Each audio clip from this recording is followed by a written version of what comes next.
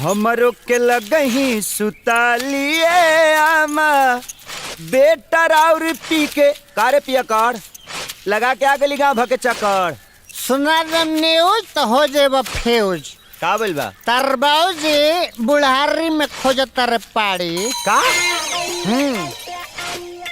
पाड़ी खोजत रे का केले बड़े ओका बिया के तैयारी करत रे 16 साल के मेरा रुलिया खातिर। अच्छा ए बाबू ते करे के काट दिया था चल चल देखा कितना बढ़िया जोड़ा लिया है लली बम्बई से अपने पटोहू खातिर श्री नारायण जी के आते देखा कितना कहना बनवैले रहली सब अपने पटोहू अटे पर सब अपने मेहरारू के देते भाम अब तक चट मंगनी और पट बियाह करब हम बहुत हो गए। हाँ अब कर के रह बियाह केकर बिया अरे आपन बियाह तू तो बियाह करे खातिर तैयार न बाड़ा तो हम सोचते हम ही बियाह कर ली। अरे कम से कम चौका चूल्हा झाड़ू बर्तन से तो छुट्टी मिली। अरे बाबूजी बुढ़ारी में सेठिया गल में निकार हुआ। हाँ अब रो से के बियाह करी Sexy lady in the floor, give me chance one more, और हम माई बनम तोर। ए कहीं और जाकर रिश्ता जोड़ आई देखा तार इस गोड़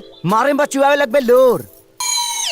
अरे बाजी सहनाई अब मिलन रुते आई हम बनम तो हर माई अखुली जवनिया के राज पलंगरी टूटी आज हाय हाय पलंगरी डंटवा रे। टूटी आज।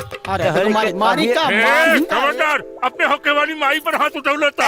अरे बेटा बन गइल बाप के दुश्मन हाय हाय चली चली चली रवा चली चली चली तार तो मुंह सो तार मुंह तो दे चल चल आय आय आय चल आय हमर राजा का काकी ई बाबूजी के का हो गइल बा बुढ़ापा में बियाह के भूत धइले बा। अरे ये भूत के असर ना है ये तो दवाई के असर है। दवाई कैसन दवाई अरे लासा राम बाबा के कृष्ण कन्हैया ताता थैया राधे राधे राधे। काकी ई लासाराम की तमासाराम ई कौन साधना अबोध बालक ई नृत्य साधना हो। बाबा क्षमा करी इलाई कबड़ा कष्ट में बा। एकरा माथे के लकीर बता रहल बा जैया ई शादी कर ली एकर सगरे कष्ट नष्ट हो जाई। अर्धनारी के रूहानी ताकत बसंती में असर करता की ना। अरे बाबा हमरा घर में एगो बेवड़ा बा सब काम गड़बड़ कर देले बा। बसंती वाला दवा हमरा बाबूजी के पिया देले बा उहो पूरा शीशी। Ding dong ding dong ding dong ding dong ding dong ding dong. सत्यानाश का भाई ऊ कबो भी केहू के भी रेप कर सकेनी। बाबा बाबा कौनो तो चमत्कार करी हमरा बाबूजी की रेप करे से बचा ली। अबोध बालक जड़ी बूटी के असर खत्म करे के खातिर हमरा के मंत्र फूके के पड़ी। तब पढ़ी फूकी ना कुछ करी। ए बुढ़िया गेट आउट गेट आउट। जातानी करो काकी जैसन कहतानी बाबा वैसने करो।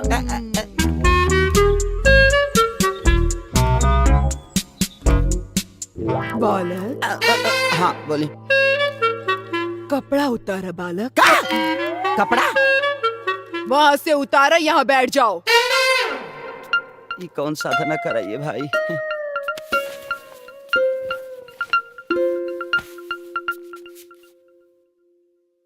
जी जी बाबा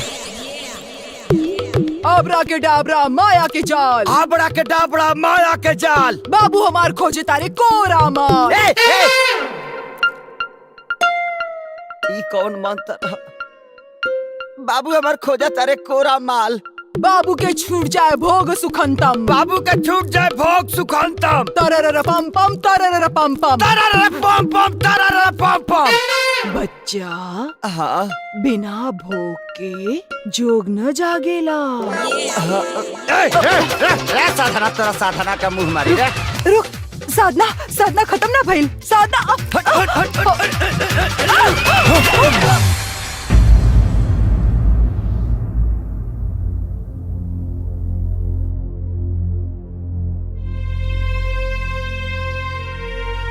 सॉरी साजन तोहर प्यार पावे खातिर एक कुल ड्रामा करे के पड़ल। I really love you Sajan.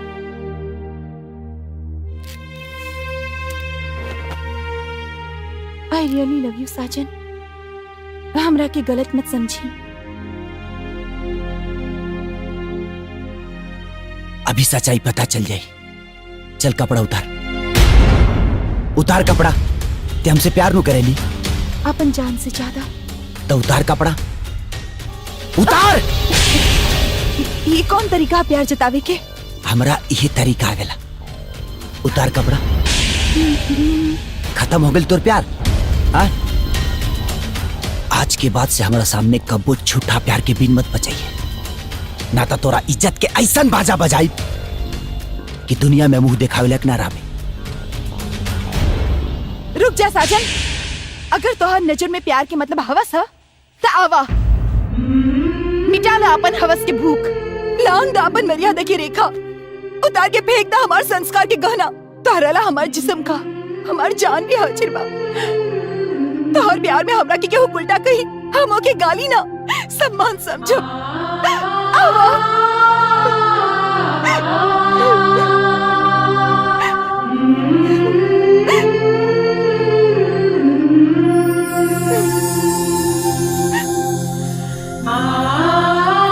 I love you too. I really love you. चाचा हाँ? होय लासाराम के लासा सोटी की ना? सटी काहे न सटी। आ बता। नो उल्लू बनाविंग, नो उल्लू बनाविंग, नो उल्लू बनाविंग। कार सजनवा दवाई मिल गईल। उल्लासरम बाबा कहाँ बानी? बतिएबो ड्रामा। हाँ? सब जना मिल के हमके उल्लू बना लो। आही 50 किलो के फूल के माला हमारा घर में झुलुआ की तरह झुला दे लो। हाँ? ए बिटिया, अब बतावा का विचार बा? अरे अपने घर का पता ठिकाना बताइबू तब न जाके बात करब बिया है का? हम खुशहाल टोला के धनेश्वर सिंह की बेटी हैं। धनेश्वर सिंह होइए वही जो राम रचि राखा। 15 साल पहले जो रिश्ता का शुरुआत भइल रहे, आज वे बंधन में बंधे खातिर तैयार हो गई। कैसा रिश्ता बाबूजी? बेटा, तू लोग जब बहुत छोटा रहला तब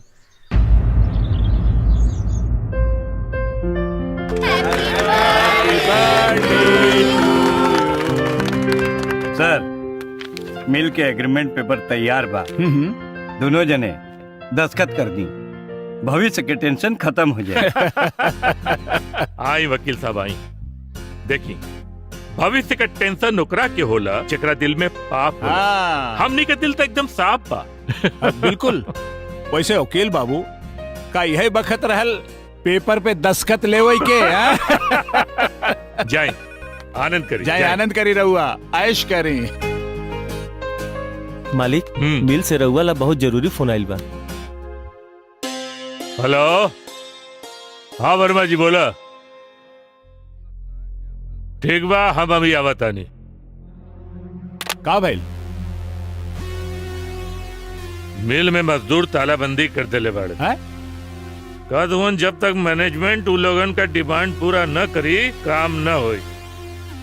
एक काम करा, तू अपने पार्टी में रुका। तू जाइबा तो रंग में भंग हो जाई। हम जाता नहीं, तू यहीं रहा।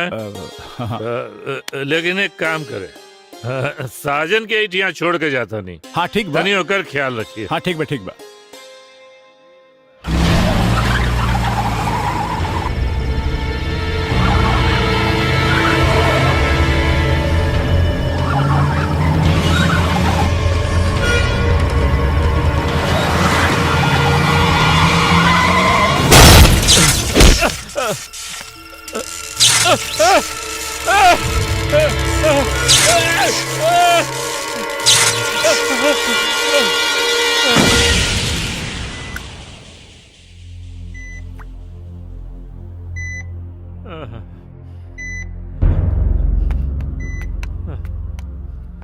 डॉक्टर साहब, कहा हो गए डॉक्टर साहब? हम ठीक हो जाए ना?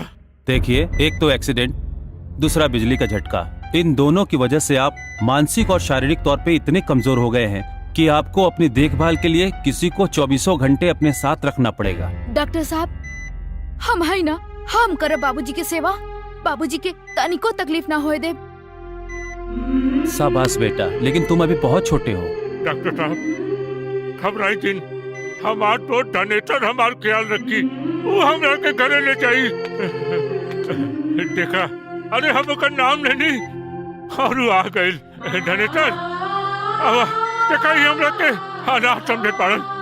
नहीं नहीं, आप बिल्कुल परेशान मत होइए, समय के साथ सब कुछ ठीक हो जाएगा। आप थोड़ा धैर्य रखिए, आप परेशान बिल्कुल ना हो। अब डनेटर तू हमरा के घरे ले चल बना। मरीज की यारी बीमारी से होला, और मरीज घर में ना अस्पताल में ही रहेला। और जौना दोस्ती तू दुहाई दे रहल बड़ा, वही दोस्ती खातिर आज हम यहाँ आयल बानी। ई ले कुछ रुपया और ले जाए किनकरा के पागल खाना में भर्ती कर दे। हाँ, और आज के बाद हमारा से कोनो उम्मीद मत करिया, समझा? चला। रुक जा डनेटर। बाबूजी, डनेटर बाबूजी, बाबूजी, बाबूजी, बाबूजी कहो तो, बाबूजी ना, ना बाबूजी, बाबूजी शांत हो जाइए, बाबूजी, बाबूजी ना, बाबूजी, डॉक्टर साहब जल्दी आइए, बाबूजी, बाबूजी शांत हो जाइए, बाबूजी, बाबूजी। सब कुछ रहते हुए भी बेटी तोहर बाप हमनी के भिखारी बना देलस, दर दर का ठोकर खाए पर मजबूर कर देलस। लेकिन हम फिर भी बहुत खुश बानी, काहे से कि दुनिया का सबसे बड़ दौलत हमार बेटा हमरे पास बा। युग युग से बाप बेटा का परवरिश करत आइल बा, लेकिन हमार बेटा तमाम दुख सह के भी हमार परवरिश कैलस। बेटिया, हम जाइब तोहरे बाप के पास और 15 साल पुराना रिश्ता के फिर से जीवित करब। 15 साल पहले जौन रिश्ता के हम आपन जूता समझ के तोहरा चौखट पे छोड़ के आयल रहली ना, आज गलती से हमार बेटी आपन दिल शायद वही चौखट से लगाए ले बा। बच्चा लोगन के नादानी के हकीकत समझल तोहरा जैसन पागल आदमी के काम बा, हमार ना है, बुझला? धनेश्वर, जौन नोट के बिस्तर पर सूट के तो इतना मोटाइल बाड़ना, जौन पैसा पर तो इतना घमंड करत बाड़ना, कब्बो आराम से सोचिया यूं पागल के ही खून पसीने का कमाई रहल। हम यहाँ तोरा से आपन हक मांगे ना, कहे कि तू के करा के का देबा। तू तो खाली दुनिया से चीने के जानला, चीने के। अगर तू दे सकना तो बस अपने लड़की की आशीर्वाद दे दिया, अरे हिस्सा का खुशी मत छीनिया, नहीं तो दुनिया तारा मुंह पर थूकी।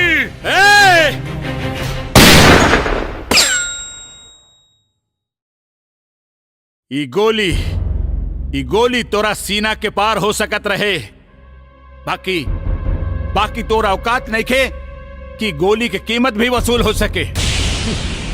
जिंदगी भर तू खाली नफा नुकसान सोच ले पड़े, जितना हिसाब किताब लगाए के बाद ना लगा ले। जीरो से शुरू भइल बाटे और जीरो पर आकर खत्म हो जाई, और रह जाई खाली याद। यही से कह रहल बानी कि कौनो ऐसन काम कर जो कि जैसे आगे आए वाला पीढ़ी तरह की याद रखे। जगत इतिहास में हमेशा राजा महाराजा का नाम दर्ज होला, तारीख तोहरे जैसन पागल आदमी के कभो ना दोहरावेला। चल जो यहाँ से, न तो हमारे हाथ मरई बे अखबार के कोनो पन्ना में तोहरो नाम दर्ज हो जाई। जो यहाँ से।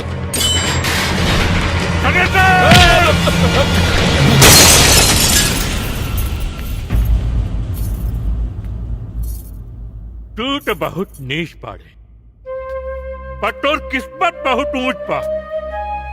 अगर गरूर करे के बाना तो अपने किस्मत पर गरूर कर।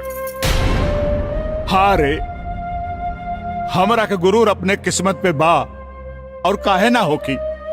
अरे जेकरा पास तोहरे जैसन दोस्त होकी ओकरा के तो गुरूर होखबई करी।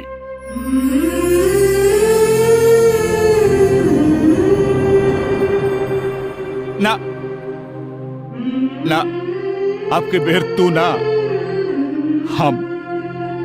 अरे भाई 15 साल की दूरी कम से कम 15 कदम चल के हमरा के तय करे दो। कौनो तो एगो कारण होखी जौना खातिर लोग बाग हमरा के याद करी आए।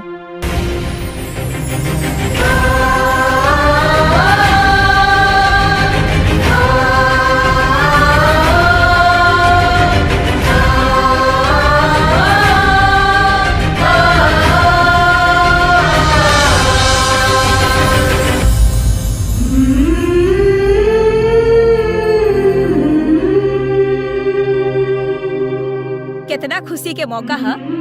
हम मिठाई लेके अब ही आवता नहीं। हाँ। मुंह मीठा कर लो। हाँ जा जा लेके आवा मिठाई। जगत आवा आवा बैठ।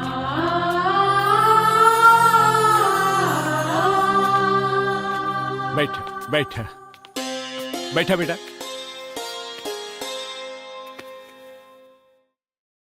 हमारा के माफ कर दे भाई। कहा कहत बाड़ा